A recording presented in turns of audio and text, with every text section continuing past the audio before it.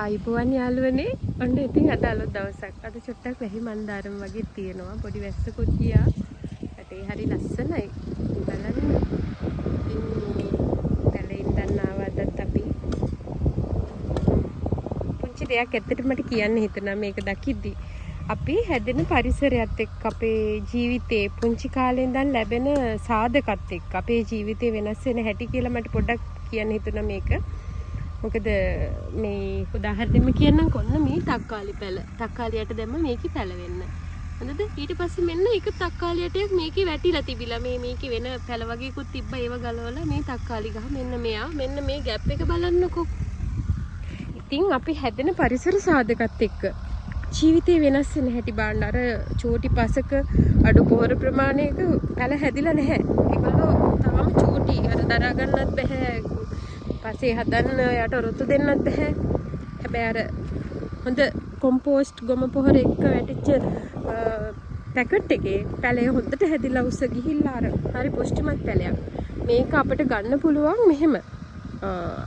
කියන්නේ පෝෂණය සම්බන්ධව අපේ ජීවිතේට දරුවෙක් පුංචි කාලේ කුස තුළ මේ අම්මගේ කුස තුළ ඉඳලා යා මේ ලෝකෙට ආවට පස්සේ පොඩි කාලේ ඉඳන් ලැබෙන ආහාර යාගේ පසුබිමත් එක්ක කොච්චර ජීවිතයක් මිනිස්සෙගේ ශරීරයක් නිරෝගීව පුෂ්ටිමත්ව ලස්සනට සමබරව හැදෙනවද කියන එක. ඒ වගේම තමයි මානසික පසුබිමත් අපිට ලැබෙන යාගේ පරිසර සාධකත් එක්ක ලැබෙන හොඳ නරක ගුණධර්ම හරි ආදර්ශ හරි හැමදේම එක්ක අපේ මානසික සහ භෞතික කායික මානසික පසුබිම දෙකම හැදෙන්න ඒක ලොකු උදාහරණයක්. ඒ නිසා ඉතින් ඇත්තට මට කියන්න තියෙන්නේ අපේ ලංකාවේ බොහෝ අපි මෙච්චර කාලයක් ලැබපු අත්දැකීම් එක මම ඇත්තටම කතා කරන්නේ. මිනිස්සු හරි සමබර නැහැ කායිකව හැමදාම ලෙඩ එක ඒවා.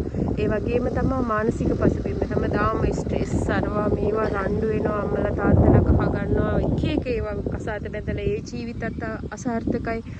මොකද්ද මේ වෙලා තියෙන්නේ? අපි ඇත්තටම ජාතියක් රටක් ආගමක් මොකෝ පසකලා මිනිස්සු විදියට මනුෂ්‍යත්වයෙන් නැගී හිටින්න නම් ඕනෙම කාලයක මේක අත්හැර ගන්න එපා. ඇත්තටම මට ඒ දේ දැනෙන නිසා මම මේ වීඩියෝ එකක් හරි දාන්න හිතුවේ මට වෙන කරන්න දෙයක් නැහැ.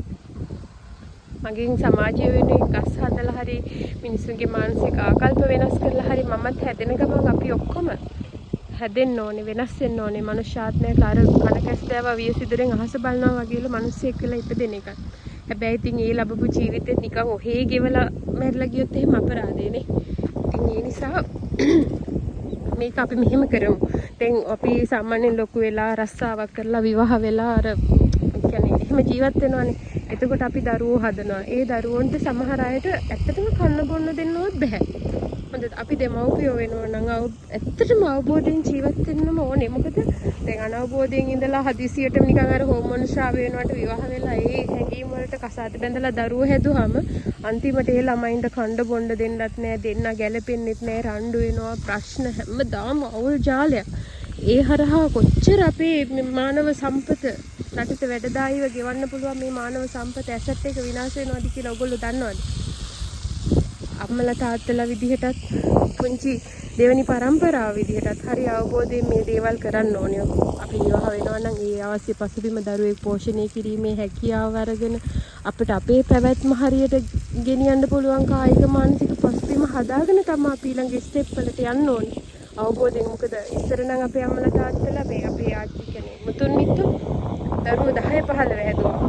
හැබැයි ඒගොල්ලෝ හොඳ නිරෝගීව පුෂ්ටිමත්ව රටට ජාතියට වැඩදායි මිනිස්සු විදියට ගොඩ නැගුණා.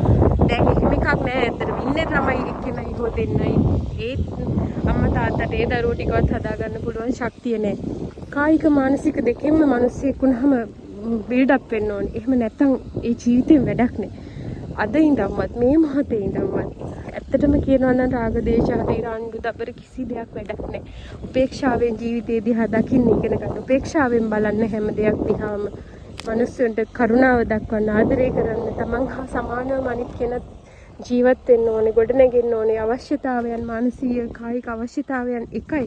ඒ නිසා අර මනුස්සය දිහා අපි වපරහින් බලනවා වගේ කියන ස්වභාවය අතහැරලා ඇත්තටම හොඳ මානසික ස්වභාවයකින් කරුණාවෙන් දයාවෙන් බලලා ජීවිත ගොඩ අරගෙන අපි හැමෝම නැගිටිමු. මේ මොහොතේවත් නැගිටින්නේ නැත්නම් අපිට තව බොහෝ කල් යයි. අපි හැමදාම මේ තුන්වෙනි ලෝකයේ දියුණු වෙමින් පවතින රටක් විදිහටම ඉන්නද හදන්නේ. අවුරුදු 35 40 වෙනකොට ලෙඩ වෙන්නමද හදන්නේ. ඇත්තට මේ පසුබිම සම්පූර්ණයෙන් වෙනස් කරන්න ඕනේ. අර පුංචි කාලේ ඉඳන් අම්මා තාත්තා කෙනෙක් වෙනවා නම් ඒ දරුවෝ පෝෂණය කිරීමේ හැකියාව, කායික මානසික ශක්තිය, ආර්ථික හැකියාව, ෆයිනෑන්ස් ෆ්‍රීඩම් එක අපි හදාගෙන තියෙන්න ඕනේ. ඒ ෆයිනෑන්ස් ෆ්‍රීඩම් එකක් නැත්නම් අපිට ඇත්තටම බැහැ මොකුත් කරන්න. ඒ නිසා මුදල් දීපේම පස්සේ මෙහෙම කියලා යන්න එපා. එහෙම වුණොත් මුදල් උපේලා විතරක් මැරිලා යනවා සල්ලි ගොඩ ගහගෙන. ඉතින් සමබරව ජීවිතේ දිහා දකින්න අපි පුරුදු වෙන්න ඕනේ. ඒක තමයි වටිනාකම. ඒක තමයි අපේ ටැලන්ට් එක. එහෙම කියලා කිසිම වෙලාවක දුවන්න ඕනේ නෑ ඇත්තටම ජීවිතේ. හරි නිදහසේ ගෙවන්න පුළුවන්. දවසේ උදේ ප්ලෑන් කරගන්න පොඩි මොනවද කරන්නේ කියලා. ඒව හැල හැප්පීම් නැතුව කරගන්න ඉගෙන ගන්න. මන් දන්නේ මම මේ ජීවිත කාලය පුරාවට මර එහෙම ආපු දේවල් සාර්ථක වුණා ඇත්තටම. අර ඒ සාර්ථකත්වය මම ලැබපු අත්දැකීම් මම කැමති ඔයගොල්ලොත් එක්ක බෙදා ගන්න එකයි දෙන්නේ. මේ නිකම්ම කිරිහන්ද පැල මේ කිරිහන්ද පැල හරි ගුණයි මේවා. මේවා දරුවන්ට උයලා කන්න බොන්න දෙන්න. නිරෝග කියන්නේ මේ කය සුවපත් වෙන්න ඕනේ. එතකොට මේ තව මෙන්න මේ පැල තියෙන්නේ මේ ගස් මේ උයලා කනවා. හරිද මේ? ඉතින් ඔය හන්දි අමාරු අර මේවට ගොඩාක් හොඳයි. මම ඖෂධ ගැන ආහාරය ඖෂධයක් විදිහට ගන්න එක ගැන මම ඉස්සරහට වීඩියෝ දිගටම දාගෙන යන්නම් මේ තෙල් එඬරු. ඉස්සර අපේ කට්ටිය ඔය එඬරු තෙල් චුට්ටක් ගවනවා. අර එහෙම සෞඛ්‍ය මට්ටම කියන එක හොඳ නිරෝගී ශරීරයක් කියන එක හරිම වටිනවා. අර පැලවලට දැක්කනේ. මම ඒකයි අර තක්කාලි පැල දෙකේ ඒ වෙනස අරගෙන මම ඔයගොල්ලන්ට කියලා කියන්න ගියේ යන්නේ ඒකයි. ඒ නිසා අපි මේ ආගමක් දහමක් කියලාවත් පටලගෙන කිසි දෙයක් ඕනේ සමස්තය තුළ නිදහස් නිහඬ මිනිස්සෙක් විදිහට අපිට ජීවිතය ගෙවන්න පුළුවන් නම් ඇත්තටම ආශිර්වාදයක්. ඒක තමයි අපි මේ මහ පොළොවේ සබාදහම වෙනින් කරන්න පුළුවන් හොඳම දේ. සබාදහමෙන් වතුර, එතකොට සූර්යාලෝකය, වාතය මේ මොනවා හැදුවත් පැලවෙන විදිහට මේ මහ පොළොවේ මේ කාස්ට් කියන්නේ මේවා අර කාස්ට් එක කාලේ දළු දාලා මේ ආවේ. ඉතින් අර හැදෙනවනේ. අපිට පොඩි දෙයයි කරන්න තියෙන්නේ නිදහසේ ජීවත් වෙමු. දැනට රැකියාවල ඉන්න අයට ඔහොම චේන්ජ් වෙන්න බැරි නම් මාත් ඇත්තටම අවුරුදු ගාණක් ජීවිතේ රස්සා කරලා එහෙම ජීවිතය ආව කෙනෙක්. අත්දැකීම් එක්ක මම මෙතෙන්ට ආවේ. මොකද හොඳටම ඉගෙනගෙන මාස්ටර් කරලා අරවා මේවා කරලා ඒකෙත් කිසි රසයක් නැහැ. ලොකු මැනේජර් කෙනෙක් වෙලා පුටුවලත් කිසි තෘප්තියක් නැහැ. හුස්ම ගන්නවත් වෙලාවක් නැහැ. ඉතින් මම ජීවිතේ ටර්න් කරා ඒකට ලොකු එකක් තියෙන්න ඕනේ.